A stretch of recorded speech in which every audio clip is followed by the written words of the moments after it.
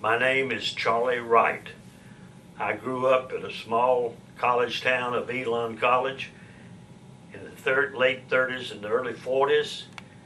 At 17 years old, 1943, I joined the United States Navy. From there, I went from Elon all the way to Tokyo, Japan in 1945. A lot of large cities and small towns along the way.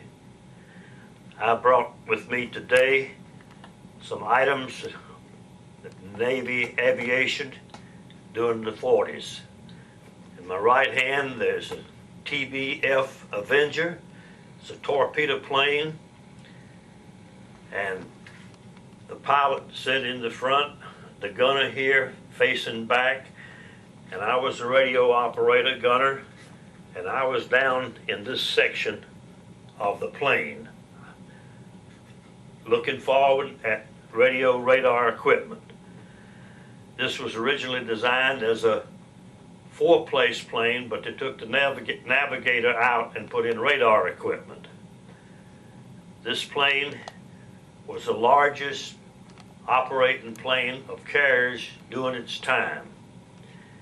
This plane was used for many purposes, not only torpedoes, but also did glide bombing, and at last they had rockets under the wings when the Japanese had no more ships large enough to take a torpedo to go after them.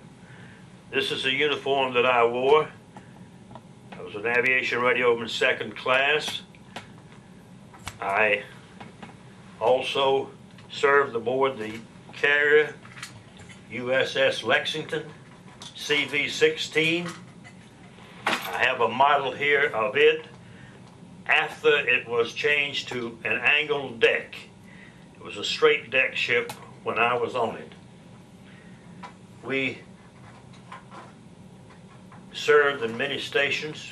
I first went from Elon College to Chicago, Illinois at Great Lake Naval Training Station for boot camp. From there to Memphis, Tennessee in radio school and radar school. Hollywood, Florida for aero gunnery school. On to Miami, Naval Air Station Miami. We did operational flying with pilot and other crew.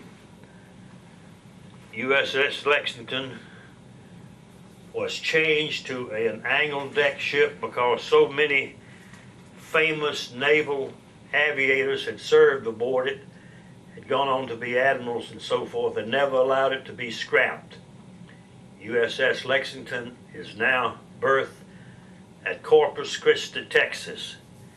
His last assignment was for training of pilots 1 week at Corpus Christi, the next week at Pensacola, Florida.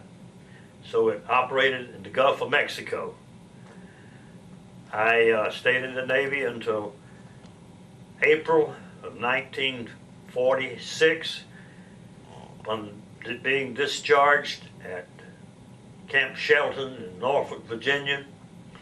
I returned to Elon College, and from there I have been happily living in Alamance County in Burlington until this time. Charlie, tell me a little bit about maybe some life lessons learned in the Navy. The lesson that I learned I thought was most valuable was two things. Do what they tell you and go where they send you. No complaints because they have the upper hand. Also learn to live with other people from every state, almost all sections of the country. Found that most people treated you as you would treat them. I thoroughly enjoyed my time in the Navy, particularly in the schools that I went to, and after I started flying, I went to places that I probably never would have gone before, gone since, if I had not been in the service. it's a possibility that if it had not been for the Navy, I would have stayed in the branch of the service like the Air Force, but I couldn't agree to staying so much time at sea. But I found many things about the Navy that I have used the rest of my life. Working with people, keeping your chin up, sanitary conditions, we had the best. And it was exactly what you made of it, and I tried to make the best of it. Well, as you made your way through the islands, a little bit of island hopping and so on, I know that you told me about a real important announcement that came to you in December of 1945. Could you share that? Yes, in December of 1945, it actually started in November because were coming in on Thanksgiving Day, and after a good Thanksgiving lunch, the skipper of the USS Lexington came on board, over the public announcement system and said, on or about December the 1st, 1945, the USS Lexington and USS Intrepid, another carrier, will leave Japan for Oakland Alameda Station, California. And the reason, after a great noise of whoopee from the men aboard the ship, he said if everyone would turn to, we would be taking troops back to San Francisco.